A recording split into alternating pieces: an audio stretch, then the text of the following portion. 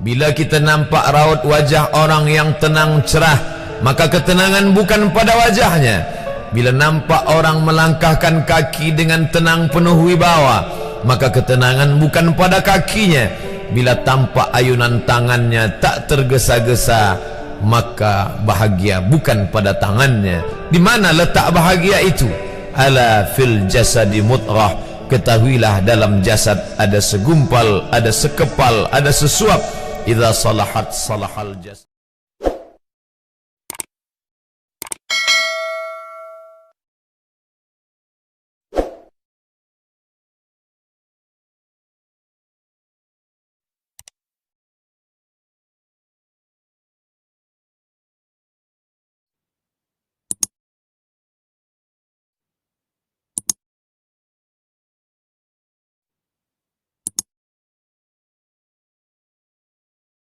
Kalau yang segumpal itu baik, maka yang lain ikut menjadi baik.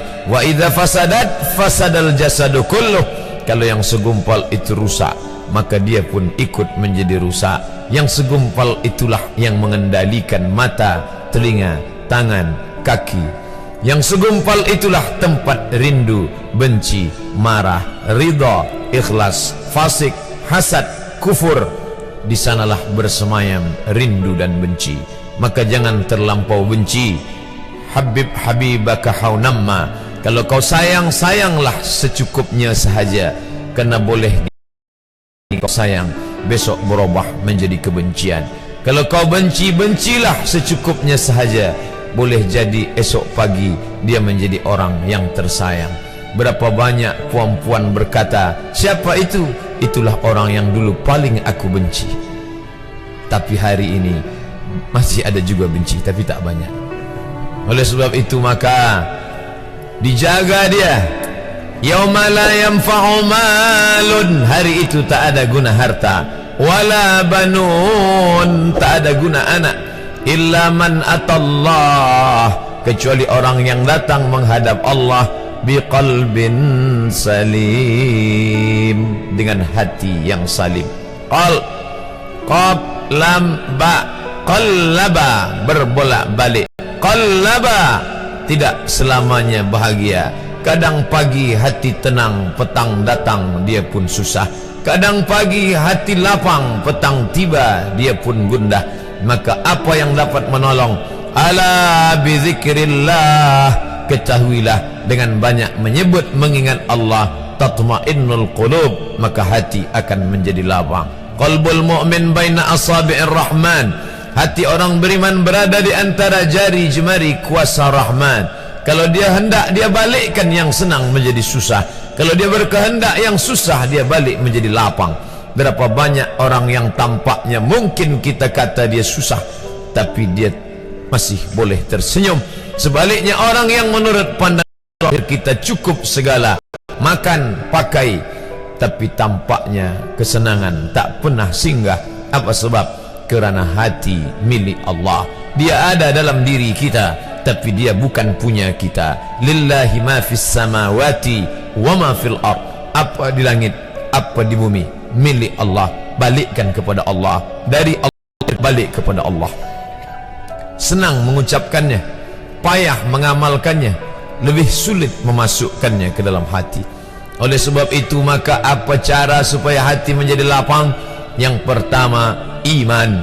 Mesti ada iman, percaya bahawa dia ada walaupun tak tampak oleh mata. Dulu ada seorang filosof, dia berkata bahawa aku percaya dia ada bila boleh tampak oleh mata, disentuh tangan, didengar telinga. Tapi bila tidak dapat ditengok mata, dipandang mata, didengar telinga, disentuh tangan, maka dia tidak ada. Inilah orang-orang yang berfaham wujudiyah. Wujud ada, mikrofon ada, mimbar ada, orang ada, kerana aku boleh menatap dengan mata, mendengar suara dengan telinga, bersapa tangan dengan alat yang diciptakan Allah Subhanahu wa ta'ala. Tapi kita mengenal dia bukan kerana rupa. Bahkan bila kita pejam mata nampak berbagai macam rupa, itukah dia? Bukan. Walam yakul lahu kufuwan ahad.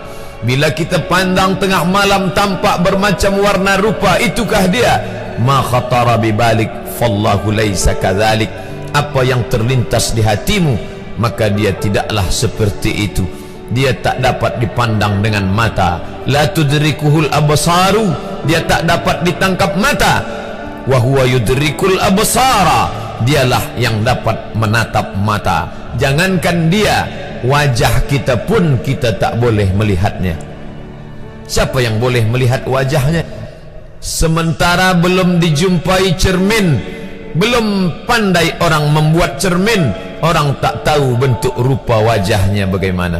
Sampai suatu hari dia dalam perjalanan panjang, dia tengok ada pohonan rindang, lalu kemudian dia berteduh di bawah pohon rindang, menghindar dari panas terik matahari. Di bawah pohon rindang ada kolam air, maka saat dia akan mengambil minum dari air kolam, disitulah dia melihat wajahnya. Oh, begitu rupa wajah di dalam air kolam.